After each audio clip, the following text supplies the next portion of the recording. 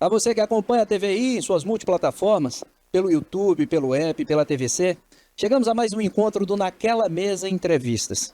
Espaço de diálogo que coloca no centro das suas atenções a cultura, a arte e suas múltiplas expressões.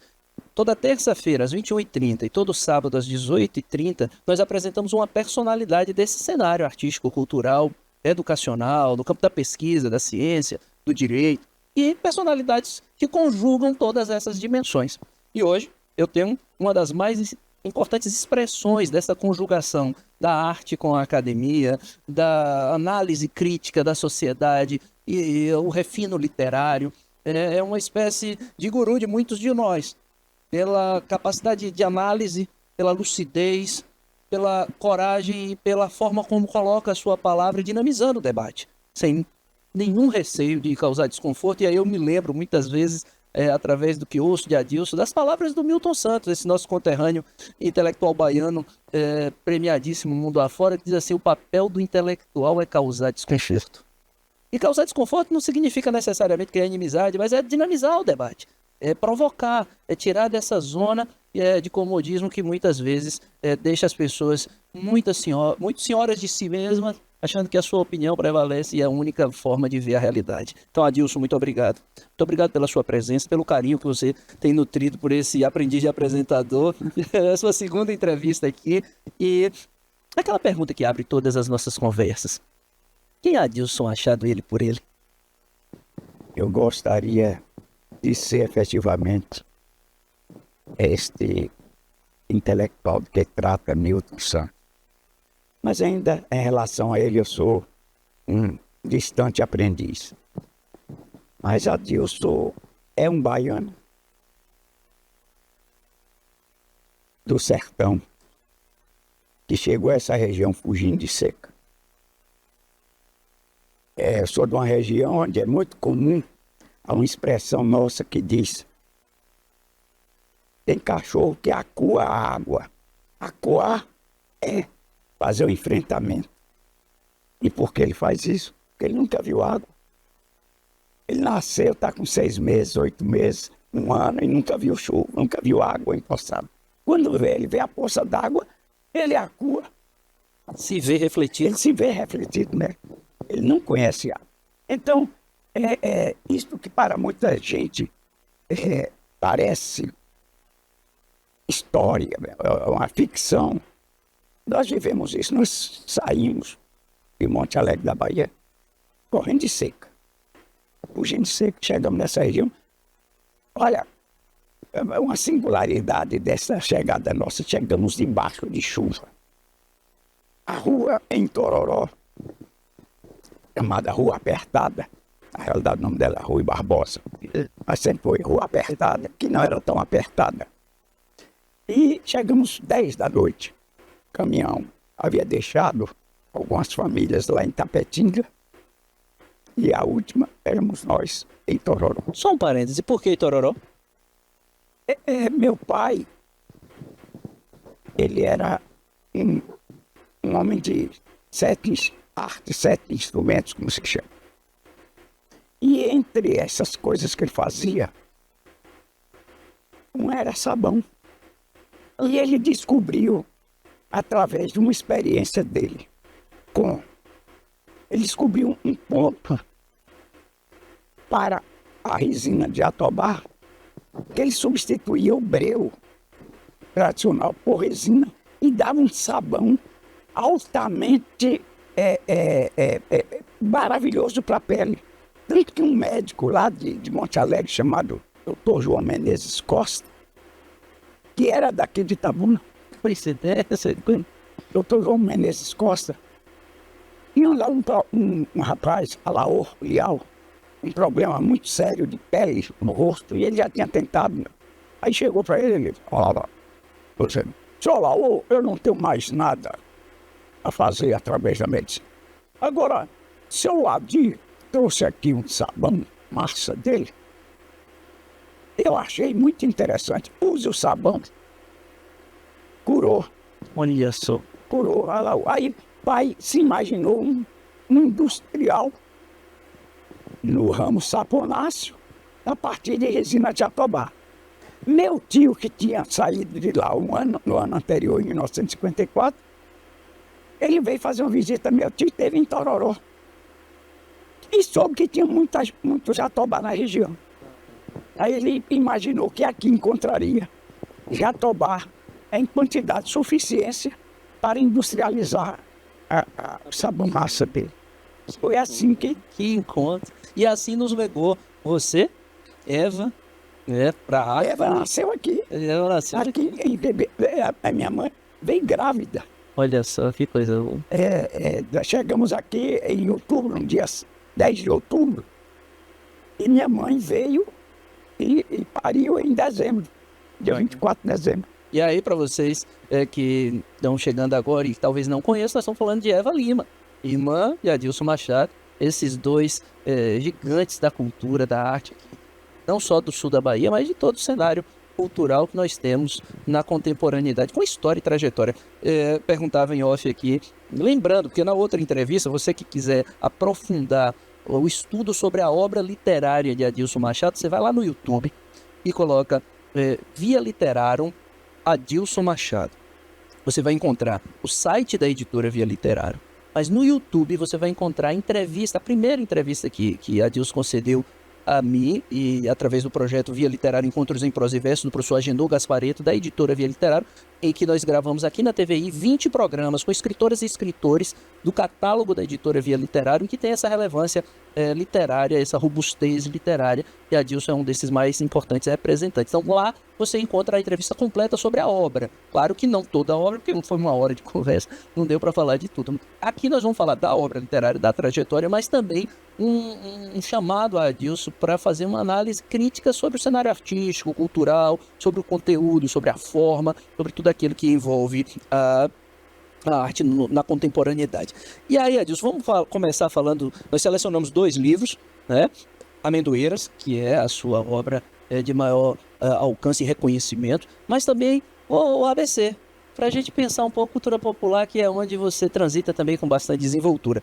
Nós vamos colocar a imagem, e aí, como o público do nosso programa ele é um mix de quem já conhece sua obra, já lhe acompanha, com quem está conhecendo, vamos fazer uma apresentação bastante didática, professor que você é, fazer uma apresentação dessas obras. Põe a imagem para a gente, divide tela com a Adilson e vamos ver 2 dos seus mais importantes trabalhos.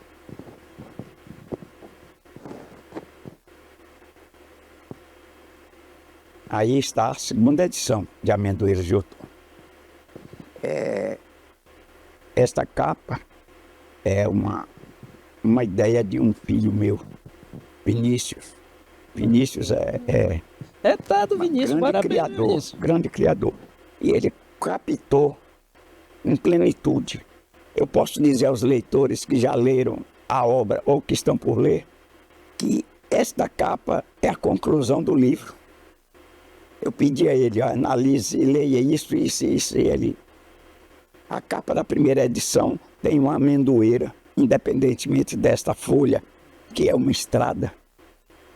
E tem uns galhos de amendoeira.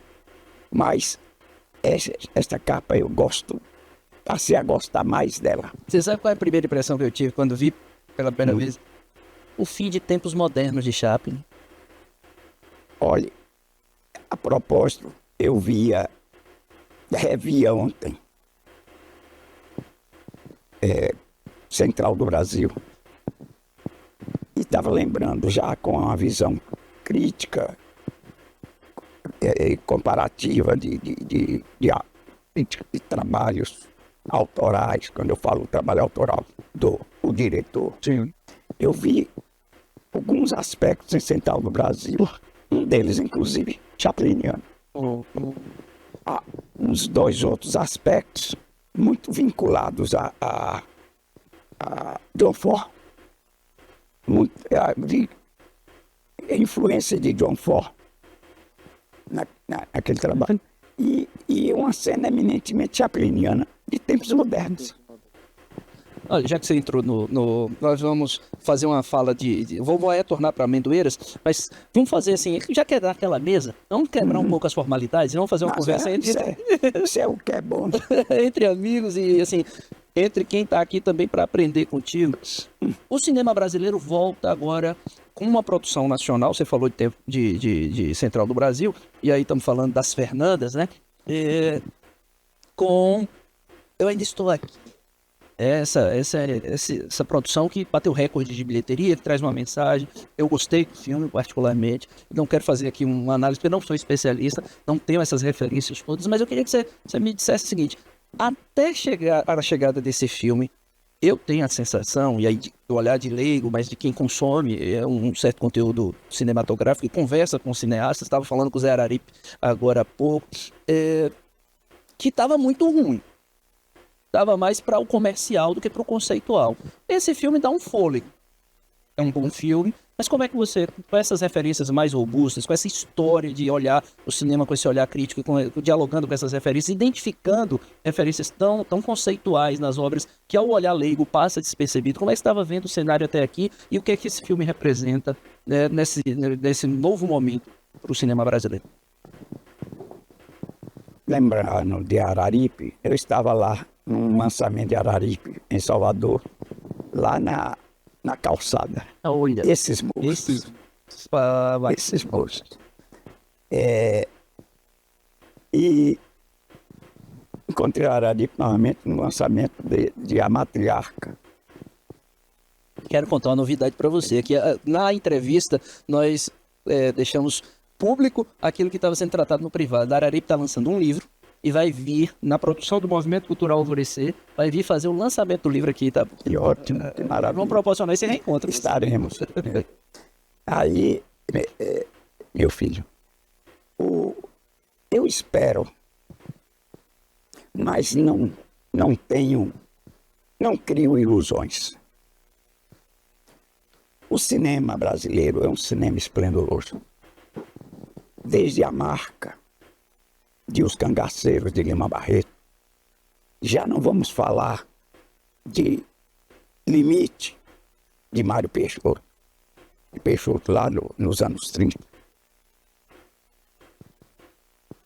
O Lima Barreto inova em relação, sai do mesmismo.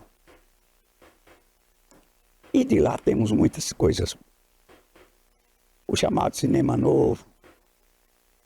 Não vou aqui declinar coisa por coisa, porque tem muita. Eu gosto de cinema, eu tenho cerca de quase 1.700 DVDs em casa, originais. E esse cinema, eu tenho um filme de 1902 em minha casa. Então você, pesquisador do audiovisual, está aqui uma memória viva, com recursos, inclusive. Então,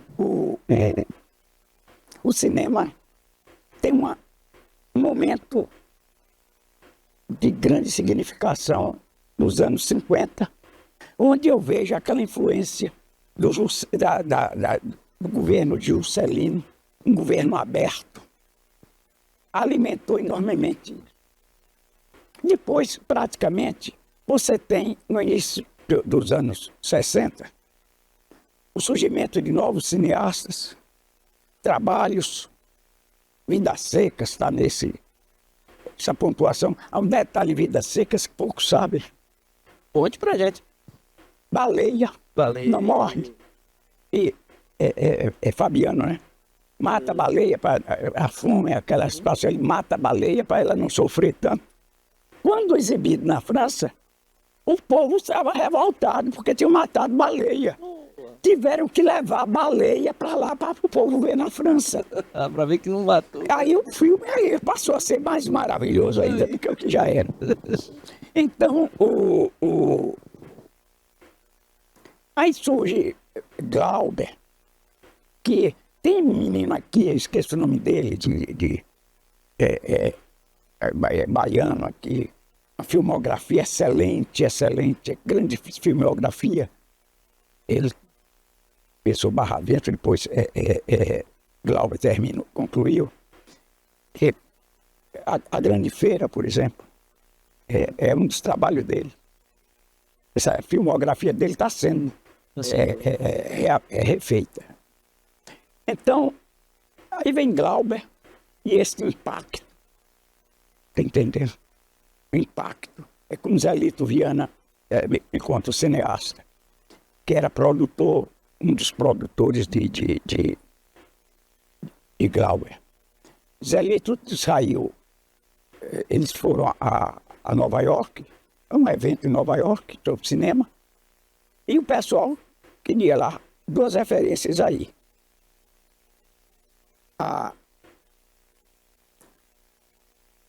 O câmera, que é o mesmo câmera de Os Mortos, que é filmado aqui em Itajuípe. Eu, às vezes, está falhando, que me perdoe, porque é muita coisa que me atropela a mente, eu quero falar tudo de vez. E aí termina um ano dizendo, agora não, agora não, agora não. Os Vivos e os Mortos. É o câmera famoso que ninguém entendia por quê. Como ele conseguia as cenas que ele conseguia. Que eles nos Estados Unidos já tinham tentado tudo e não conseguiam. E aí, como é que revelou esse mistério? Zé Lito me fala do impacto. E ele estava lá com Glauber, que era um impacto. Não me parece que é Scorsese. Eu vi uma entrevista de Scorsese sobre o filme de Glauber aqui em Milagres, com Mário Guzmão encarnando aquele personagem mítico e místico, um cavalo montado num negro, montado num cavalo branco. Tá? Aquele filme, a música daquele filme, a música popular, aquele aquela cantoria. Scorsese diz que é uma das coisas mais perfeitas que ele já ouviu no cinema. E nós aqui com síndrome de vira-lata só achando que as coisas do mundo é boas. É aí onde eu vou chegar. É onde eu pretendo chegar. Então você tem aí, vem a ditadura e atrapalha enormemente todo esse movimento. Tanto que Glauber não perdeu tudo, porque alguma coisa foi para a França. Tanto que este filme foi recuperado a partir da França. Porque aqui já tinha acabado com tudo. E não é à toa que a história se repete no governo anterior, o desmantelamento, né, de toda a política cultural. Mas sim, isso, não se engane. Militar tem uma função. E a função de militar não é governar. Porque a sociedade não é caserna. Estou de acordo. A sociedade não é caserna. O comandante em chefe das Forças Armadas é o presidente da República, civil eleito. Então, essa fase pode vir nos anos 70, onde o cinema brasileiro ficou marginalizado. Muita coisa tem sido recuperada. Falamos há pouco de Central do Brasil, e tem muita coisa aí. Nesse período mesmo, um período de 77, Zé Lito tem uma produção esplendorosa, Morte e Vida Severina. É uma delícia você ver Morte e Vida Severina. A exuberância de Elba Ramalho ali, não é coisa assim, terrena, não. É divina. Divina. E Zé Lito me falou que ali, quando ele foi pedir a autorização a João Cabral, de Melo Neto, ele emitiu, e quando ele estava sendo, disse, não deixe de ver o Rio, que é o outro poema dele. Daí que Morte e Vida Severina é trabalhada como o Rio de Fundo. Recitado Rio de Fundo. É uma coisa poética. É uma coisa, é poesia. Então, o cinema está recomeçando. Mas eu disse, ao iniciar essa fala, que eu não tenho ilusões. Tem um programa, um projeto posto em prática a partir do segundo governo de Lula, no tempo que menino baiano estava lá depois de Gil, ficou de Juca, tá entendendo? Era o Vale Cultura. Sim. Que Lula queria. Lula é um visionário. E acho que é por isso que ele não é compreendido. Entendeu? Lula queria R$100 para esse vale. Mas a equipe econômica, R$50. Qual é o objetivo? Você comprar livro, comprar revista, ir a teatro, ir a cinema. Você poder fazer isso. Porque você só aprende vendo, só aprende fazendo. Perfeito, né? Então, o que é que me preocupa quando vejo trabalhos desses? Primeiro, que você tenha certeza que nós somos tolerados pela indústria, pelo controle, pela distribuição da indústria cinematográfica. Para a gente ter alguma vezinha através dos Estados Unidos, é preciso a gente estourar na Europa, nos festivais de Aí não tem Europa. jeito, né? Aí, mano, como é que você, Veneza aplaude, Cannes aplaude, e como é que eu não vou olhar isso? É verdade. Hoje, Então- hoje nós estamos gravando dia. Perdi o dia, meu Deus. Dia 19 de novembro, olha só. Depois de 5 entrevistas gravadas, viu, gente? Perdão, lapso de memória.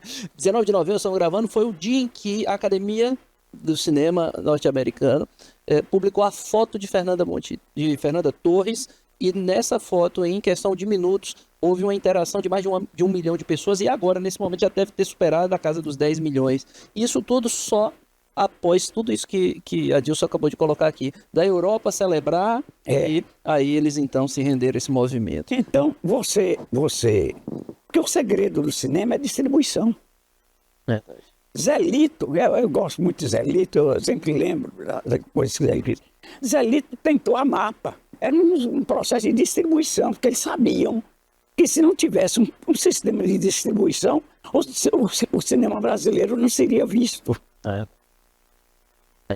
Hoje nós temos outros canais, né, na internet, mas mesmo assim é um sistema ainda impositivo. Por isso que eu disse no início, lhe perguntando assim, Adilson, tem um lapso que mostra um cinema muito ruim. Porque assim, o movimento cineclubista tem mostrado o cinema alternativo que tem excelentes produções. Hoje nós temos agora na Bahia acontecendo esse ano inteiro o Cine Movimenta Centro, que mostra no Centro de Cultura Adonias Filho e no Centro de Cultura de toda a Bahia produções cinematográficas brasileiras, baianas, de boa qualidade. Quando você tem um agente público que olha para isso. Perfeitamente. Ele está falando da Bahia. Exatamente. Veja em nível de Brasil. Aí é difícil de ver o cenário. Você está entendendo? Vê se você verá isso lá no Rio Grande do Sul. Tem Gramado por excelência. Para turismo, não é para arte. Porque as coisas que eu tenho visto o sul do país fazer, tá entendendo? Não pode ser de gente que pensa no Brasil e pensa no povo brasileiro. É uma análise que nós precisamos fazer. Né? Então, essa meia-culpa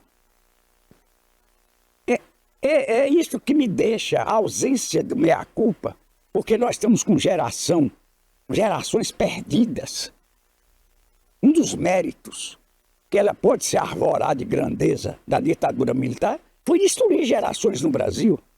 Se isso pudesse ser tido como mérito. E tem muita gente que acha que isso é ótimo, lindo e maravilhoso. É um saudosismo que... Isso é doença. Isso não é saudosismo. Porque eu desafio essa gente a sentar com a gente, como gente, para conversar. Eu sou um homem que aprendi nessas últimas fases de vida, a fazer desaparecer de mim as convicções. Hoje eu não tenho certeza de nada. Eu sou um homem de incertezas. Porque se eu tiver certeza, esgotou tudo. Então eu vou conversar com alguém que está cheio de certeza. Não fica difícil, né? Quem tem certeza é porque não sabe nada. Ele parou no tempo. É como se tivesse inoculado uma unidade. Vai dizer, pense isso, pense batom. Mas com batom. É essa gente aí. Eu fico escandalizado. E Então, ainda é votamento, né? Não há uma problematização, e assim, critica-se uma certa perspectiva que eventualmente pode se tornar... Por criticar, e assim... Se você perguntar por que, não sabe. Isso reverbera nas expressões cultuadas por essa gente. Exatamente, meu filho. E aí nos vem, ainda nessa tônica, porque isso afeta todo o universo cultural brasileiro. Nas expressões mais diretas, por exemplo, o corte de financiamentos, até as mais sutis, né? E aí a gente precisa problematizar quais são elas. A distribuição em tudo, ela é de suma importância. Se não fora, os Estados Unidos não faziam a briga para tomar conta da produção de tudo. É. Quem é que ouve falar em cinema iraniano? Quem ouve falar? Cinema chinês tem coisas esplendorosas no cinema chinês. Invisibilizaram muito tempo a chamada Bollywood da Índia, e aí só depois daquele filme que... Só eles cooptaram o filme Quem Quer Ser um Milionário, e vencedor do Oscar, e a partir daí, então, parece que se autorizou falar em cinema indiano. Porque eles se apropriaram da distribuição. O jogo é E esse. também 1 bilhão de pessoas, né? Um grande mercado consumidor. Adilson, você acredita que aquela mensagem que a gente está recebendo ali, aqueles nossos 30 minutos já foram embora? Conversa boa passa ligeiro. Então essa aqui vai ser uma primeira entrevista dessa análise. Tanta coisa que eu vim aqui para dizer, rapaz. Pois é, olha só, 30 minutos passou, a gente nem percebeu. Nem ABC do caboclo chegou. Pois é, e aí agora vamos fazer o seguinte, nós vamos fechar essa conversa falando de cinema. Né, tópicos iniciais, e depois você volta pra gente falar de música, depois você volta pra gente falar de teatro e da literatura. Este universo que está tão maltratado no Brasil, se esforçando através de trabalhos hercúleos, como o seu aqui, de Gasparetto, como editor, e Eva Lima, como ativista cultural, porque tem gente, que me perdoe aqui o uso desse tempo, tem gente que acha que ativismo cultural é você ocupar um espaço com vista de supremacia, quando tem que ser de doação. De promoção. O ativista é, antes de tudo, um doador de si, por meio do que ele conseguiu. Porque se você não fizer pelo outro, você não fará nunca nem a você mesmo. Bacana. A você que nos acompanha, com essas importantes reflexões, nós estamos concluindo. A primeira de uma série de entrevistas que faremos com o Adilson Machado, para falar sobre arte, para trazer essa palavra crítica, essa análise contextualizada, esse diálogo das grandes referências com a produção contemporânea. Vocês perceberam durante essa conversa o estofo intelectual que nosso professor, escritor, pesquisador e artista também tem a nos oferecer. Então, quero repetir aqui aquilo que eu disse no início. Quem quiser aprofundar na obra literária de Adilson, procure no YouTube, via Literário Encontros em Prosa e Versos, Adilson Machado. É uma das 20 entrevistas que nós gravamos para um projeto anterior aqui da casa. E a partir de agora, nós vamos ter periodicamente, pelo menos um encontro mensal com o Adilson, para a gente seguir essa conversa. Compondo uma série de entrevistas de análise crítica sobre arte, sobre cultura. E aí eu estou falando para vocês aqui, fazendo a ele o convite ao mesmo tempo que eu estou comunicando a vocês. Imagina a ousadia do entrevistado. Gente, muito obrigado. Naquela Mesa vai ao ar toda terça-feira às 21h30 e todo sábado às 18h30. E vamos encerrar com esse até breve de Adilson, dizendo para essa turma aí como é que a arte pode ser importante. E vai ser até breve mesmo, porque eu estou agoniado. Ah, maravilha. Bacana, Adilson. Até a próxima. Até a próxima. Um abraço. Obrigado. Naquela Mesa, a entrevista, você já sabe, é sempre feita especialmente para você.